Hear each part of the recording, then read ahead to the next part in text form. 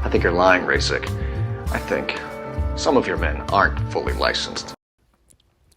Hey guys, Church Joe here, and today we're doing a video on Doughboys Surplus. So the last time I made a video on Doughboys Surplus was around 2023, and I've seen the reception from you guys, and yeah, it didn't really hold up as well, as the camera was not really too good. But with that said, here it is, a new remake, so hope you guys enjoy. So usually when a lot of YouTubers talk about the surplus or itself, they usually talk about the history and all that stuff. But to me, I'm not gonna delve into it because honestly, this store is just absolutely sad. I mean, I'm not gonna beat around the bush. And the reason why is that it's not a surplus store anymore. I mean, if you really look at it, it's just like a glorified camping store. And it kind of sucks because a lot of people believe that surplus is dead and all the surplus has dried up, which is not, because if you go online, like for example Sportsman Guide or Swisslink, it's still alive and kicking really well. Like there's like a huge number of interesting surplus in online retailers, but here there's barely anything. I mean, you're lucky to find, some Swedish or Swiss stuff, but I mean, I'm just really sad. I mean, if you really look at the type of items they have, like almost all the surplus stuff that Doughboys had is just usually either in the back or some rack and stuff. The rest of them is just camping, emergency supplies, or raincoats, or construction gear, and all that stuff. Anything but surplus. And here is a rack of card hearts, and as you can tell, I mean, is this even like a surplus store? This is not a card heart store. I mean, if I showed you this video and I say it's a surplus store, you would have not believed me.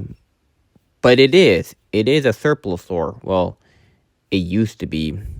The reason why a lot of these surplus stores do this is because they sell well. They sell more than surplus themselves.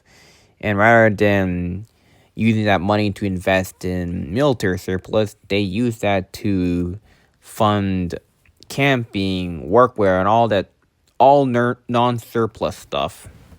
But it doesn't have to be this way, as an example being major surplus, as I believe it did a pretty good job balancing the two, as you have the stuff that sells well, like the non-surplus stuff, and you have the surplus stuff, which is what people expect since surplus is in their name. I can see earlier there is a small assortment of U.S. military surplus uniforms, but that's pretty much it. I mean, I did get a tie uniform, but it came from the guy who traded in for I believe it was like no, I think it was like goggles, if I can remember. As you can see, here is a rack of modern combat boots, which, I mean, is expected, but you also see a few black leather combat boots and a few jungle boots. And I gotta say, much of these surplus are either trade-ins or stocks that they had for decades, which is where most of their surplus come from these days when it comes to these stores. And as you can tell, there is a huge amount of work boots. Like, my lord, I mean, this is absolutely, I just have no words, or in just disappointment.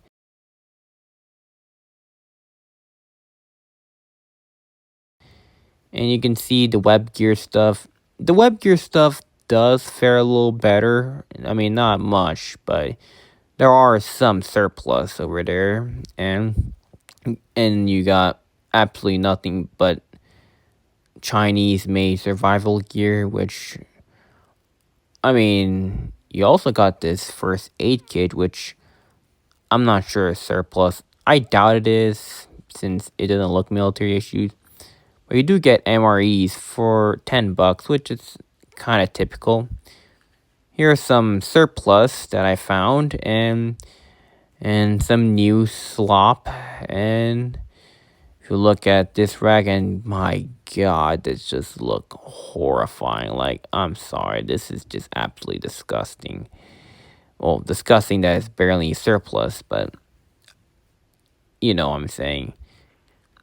I mean, there are some pretty interesting stuff. I mean, I did find this World War II US, I think it was like a add-on combat pack. I don't know what it is. It was like supposed to be an add-on for the Musette bag or Paratrooper. I'm not sure.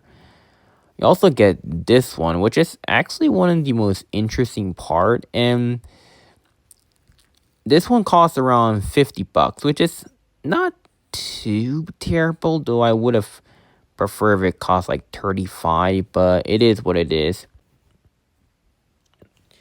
And here is the rest of the surplus store, and as you can see, this section has been completely taken over by workwear. I mean, Doughboys Surplus should not be Doughboys Surplus. It should be called Doughboys Workwear, because that's what it is. I mean, it's a workwear place, not a surplus store.